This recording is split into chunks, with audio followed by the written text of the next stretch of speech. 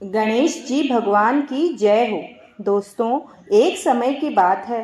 एक गांव में दो भाई राम और कमल एक साथ रहते थे। बड़ा भाई राम बहुत सीधा साधा था और उसकी पत्नी भी बहुत सीधी थी। दोनों बहुत ही धार्मिक स्वभाव के थे। दोनों गणेश जी भगवान की पूजा पाठ करते, कहानी कथा सुनते, इसके साथ गणेश जी भगवान का व्रत भी करते थे। परंतु इसके विपरीत कमल की पत्नी नए विचारों वाली थी। वह पूजा पाठ में बिल्कुल विश्वास नहीं रखती।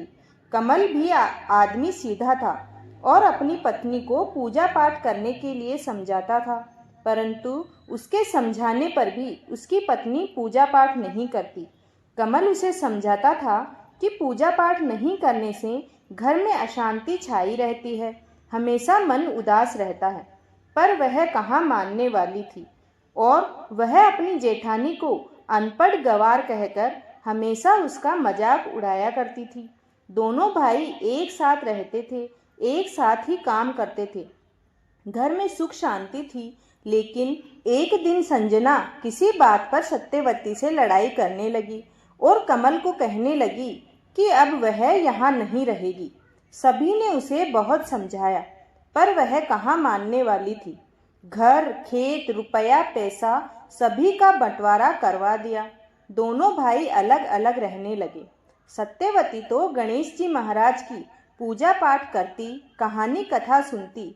एक दिन जब वह पूजा पाठ कर रही थी तो उसी समय संजना वहां आई और हंसने लगी। बोली, क्या हमेशा पूजा पाठ में लगी रहती हो? सत्यवती ने उसे बहुत समझाया, पर वह तो हंसी मजाक उड़ाते हुए वहां से चली गई। सत्यवती को बहुत दुख हुआ कि कहीं इसकी नादानी की वजह से गणेश जी महाराज नाराज हो गए तो परिवार पर बहुत संकट आ सकता है। रात को जब सत्यवती सो रही थी तब गणेश जी महाराज ने उसको दर्शन दिए और कहा, मैं तुम्हारी भक्ति भावना से बहुत प्रसन्न हूँ। तब सत्यवती ने कहा, भगवान, मेरी देवरानी नासमझ है, उसके कारण आप उससे रुष्ट मत होना, उसे क्षमा कर देना। सत्यवती की बात सुनकर गणेश जी महाराज बहुत प्रसन्न हुए और उन्होंने कहा, ठीक है, मैं उसे क्षमा करता हूँ। साथ में तुम्हें एक सोने का सिक्का देता हूँ, इसे अपने धन के पास रख देना, तुम्हें कभी भी धन की कमी नहीं होगी। यह कहकर गणेश जी महाराज अंतर ध्यान हो गए। सुबह जब सत्यवती उठी तो देखा उसके सिरहाने एक सोने का सिक्का चमक रहा है। उसने अपने पति को सपने के बारे में बताया। राम ने गणेश जी महाराज का खूब धन्यवाद किया और वह सिक्का अपने संदूक में रख लिया। कुछ ही दिनों बाद उन्होंने संदूक खोला तो वहां धन, जेवर आदि से वह संदूक भर गया। उनके बीच सोने का सिक्का चमक रहा था।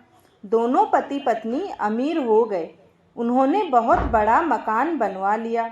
उसमें गणेश जी महाराज की बड़ी सी प्रतिमा स्थापित की। संजना को जब यह बात पता लगी तो उसने अपने पति से कहा, जाओ और जाकर पता करो कि उनके पास इतना सारा धन कहाँ से आया है। कहीं उन्होंने धन जमा तो नहीं कर रखा था और हमें बताया नहीं। कमल उसे मना करने लगा, लेकिन संजना उससे लड़ने लगी। तब कमल अपने भाई के पास गया और उससे मिला। दोनों भाई बड़े प्रेम से मिले और एक साथ खाना खाया। कमल ने अपने भाई से पूछा, भाई, तुम्हारी इस अमीरी का राज क्या है? तब उसके बड़े भाई ने, राम ने सब कुछ बता दिया। तब कमल की पत्नी संजना को यह बात पता चली तो वह भी लालच में आकर गणेश जी महाराज की पूजा पाठ करने लगी, पर उसके मन में जरा भी श्रद्धा नहीं थी। उसने गणेश जी महाराज की पूजा करके उनका व्रत किया और बड़ी मुश्किल से दिन काटा और शाम को व्रत खोल लिया और रात को सो गई। रात में उसे कोई सपना नहीं आया और सुबह उसे कोई सोने का सिक्का भी नहीं मिला। तो उसे लगने लगा कि जेठ जेठानी उसके पति से झूठ बोल रहे हैं, भगवान तो होते ही नहीं हैं। इस तरह वह लड़ने के लिए बाहर निकली। तभी बाहर एक भिखारी खड़ा था। उसने संजना से खाना मांगा। संजना ने उसे डांट कर भगा दिया। वह सत्यवती के घर पहुंची। सत्यवती ने उसका स्वागत किया और पूछा, संजना क्या हुआ, सब ठीक तो है? संजना ने वहां जाते ही उसे सब कुछ बताया। तब संजना ने उसे सब कुछ बताया। सत्यवती ने हंसकर कहा, भगवान किसी भी रूप में आ सकते हैं। आज जो भिखारी को तुमने भगा दिया वह स्वयं गणेश जी महाराज थे। तुम्हारे यहाँ आने से पहले वह मेरे घर भोजन करके अपना असली रूप दिखाकर चले गए। तब संजना को अपनी भूल का एहसास हुआ और उसने बड़े भाव से गणेश जी महाराज की प्रतिमा के पास खड़े होकर रोने लगी और सच्चे मन से माफ़ी मांगने लगी। सत्यवती और संजना दोनों गणेश जी भगवान की पूजा पाठ करने लगी। पूजा के बाद सत्यवती ने वह सोने का सिक्का संजना को दे दिया, पर संजना ने मना कर दिया। अब उसके मन में लालच मिट चुका था।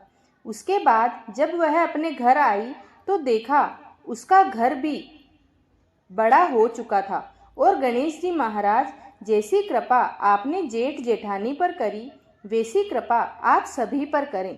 कहानी कहने वाले, हुंकार देने वाले और सुनने वाले सभी पर आप अपनी कृपा बनाए रखना। जय हो गणेश जी महाराज की, जय हो एकादशी माता की। भक्तों, कहानी आपको कैसी लगी हमें कमेंट करके ज़रूर बताएं और अगर कहानी अच्छी लगी है तो चैनल को ज़रूर सब्सक्राइब करें। धन्यवाद।